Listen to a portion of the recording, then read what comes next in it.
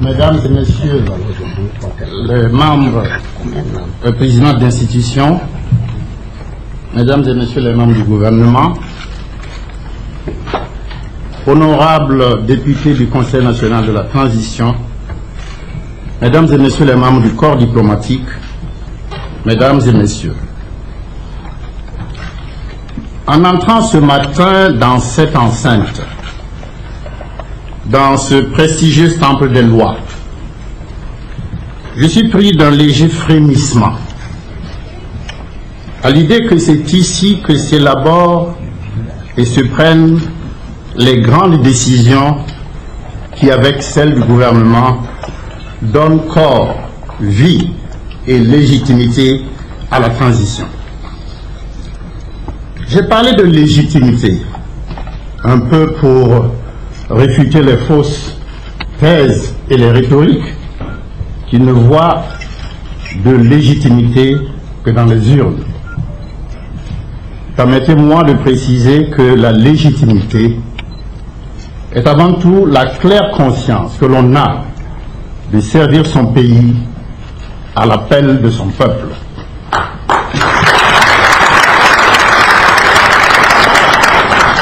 Honorables membres du Conseil national de la transition, il n'y a pas plus légitime que vous, parce que vous êtes l'émanation directe et spontanée de la volonté populaire, telle qu'elle s'est exprimée les 30 et 31 octobre 2014.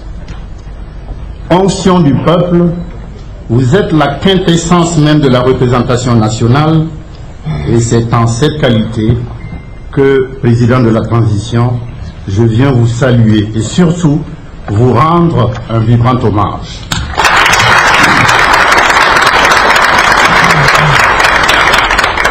Venant à quelques mois de la fin de la transition, mon adresse solennelle de ce matin se veut aussi être un témoignage de gratitude à vous tous, membres du Conseil national de la transition, et principalement à celui qui l'incarne au sommet. Je veux parler du président Moumouni Chérif Sy.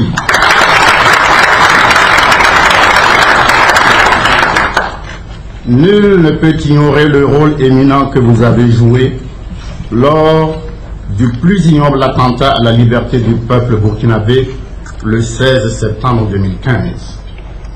Pendant les 7 jours où la République a failli plonger dans le chaos, et alors que l'exécutif était embastillé, le législatif a assuré dans la clandestinité la continuité et la légitimité.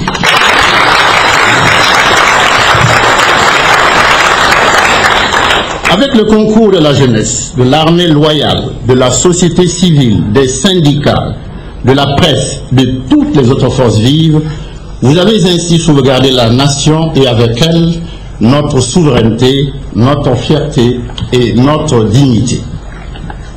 Et que dire maintenant du travail auquel vous avez été commis dans le cadre de la transition?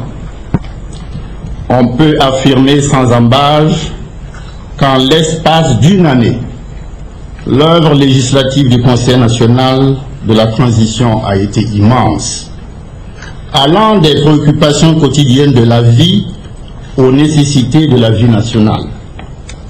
En particulier, le Conseil national s'est impliqué dans la recherche de la justice, ce qui a conduit à la mise en accusation devant la Haute Cour de justice d'anciennes personnalités.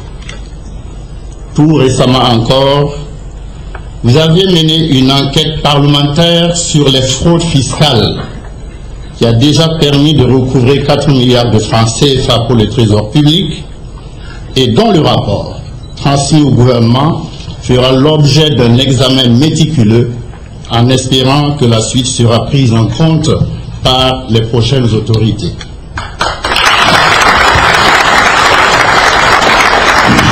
Là où nous ressentons ensemble de l'inconfort, c'est de n'avoir pas pu passer à la Ve République. Car, me semble-t-il, une telle exigence s'imposait bel et bien comme une obligation incombant à la transition. Faire des élections qui débouchent sur de nouvelles institutions suppose en effet que celle-ci est pour socle une nouvelle république. Parmi les priorités du nouveau pouvoir, celle-ci, la Constitution, devrait par conséquent figurer au premier rang. L'histoire retiendra aussi qu'en matière de réforme, le Conseil national et le gouvernement auront fait œuvre utile. Peut-être n'avons-nous pas mis l'accent sur la plus importante qui aurait pu transformer fondamentalement les pratiques et les mœurs dans le domaine du développement. Je veux parler des réformes économiques, mais c'est moins la volonté que le temps qui nous a fait défaut. Laissez-moi vous dire cependant que vous n'auriez rien fait encore si vous n'adoptiez pas au plus vite les pertinentes recommandations de la Commission de réconciliation nationale et des réformes permettant d'apurer le passif et de parvenir après justice rendue à une réconciliation vraie, stable et pérenne des fils et des filles de ce pays. Soyez des Hercules de la liberté, qui ne reculent devant aucun sacrifice, pour donner au gouvernement les prérogatives nécessaires afin que ces décisions soient respectées et que l'exécutif lui-même ressente la coercition du contrôle par vous de ses activités.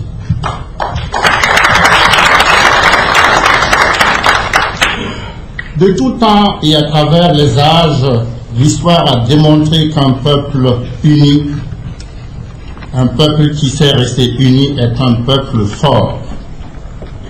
L'exemple que notre pays vient de donner au monde entier, en bravant dans l'unité, la solidarité et aussi dans le courage, le grave danger qu'encourait la nation restera à jamais gravé dans les mémoires.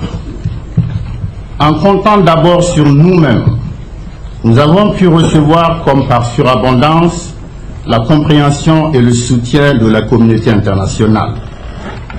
Un peuple uni est invincible. Un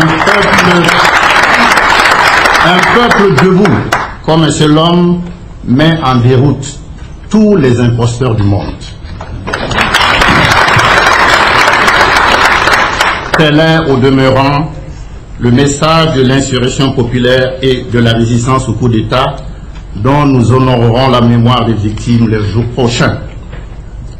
Nos chers et regrettés compatriotes qui sont tombés lors des événements d'octobre 2014 et de septembre 2015 n'ont pas inutilement donné leur vie. Leur martyre a servi de terreau pour féconder le Burkina nouveau. Et c'est pour perpétuer leur mémoire que le gouvernement déposera bientôt devant vous un projet de loi qui fera à jamais et légalement du 31 octobre la journée des martyrs.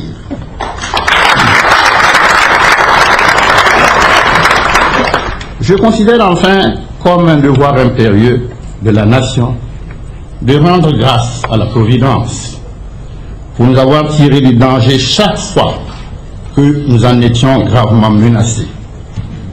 À cet effet également, le gouvernement soumettra à votre auguste assemblée une proposition.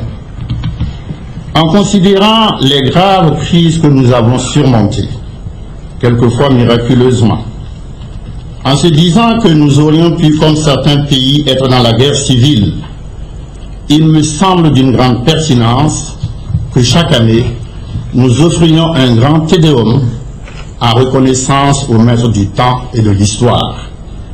Un grand peuple, c'est aussi celui qui sait dire merci. Monsieur le Président, honorables membres du Conseil national de la transition, il me reste maintenant à vous témoigner mon infinie reconnaissance pour l'accueil que vous m'avez réservé ce matin, moi-même, le Premier ministre et l'ensemble du gouvernement, si manifeste du grand intérêt et surtout de la confiance que vous portez au président de la transition. Nous cheminons ensemble sur ce grand boulevard de l'espérance qui nous conduit tout droit vers les échéances électorales. Ensemble, nous relèverons ce grand défi, convaincus que la vérité et la justice sont de notre côté, dès lors que notre profession de foi est et demeure servir le Burkina Faso et le peuple burkinabé dans la paix, la tolérance et la compréhension. Honneur au Conseil national de la transition, vive le Burkina Faso.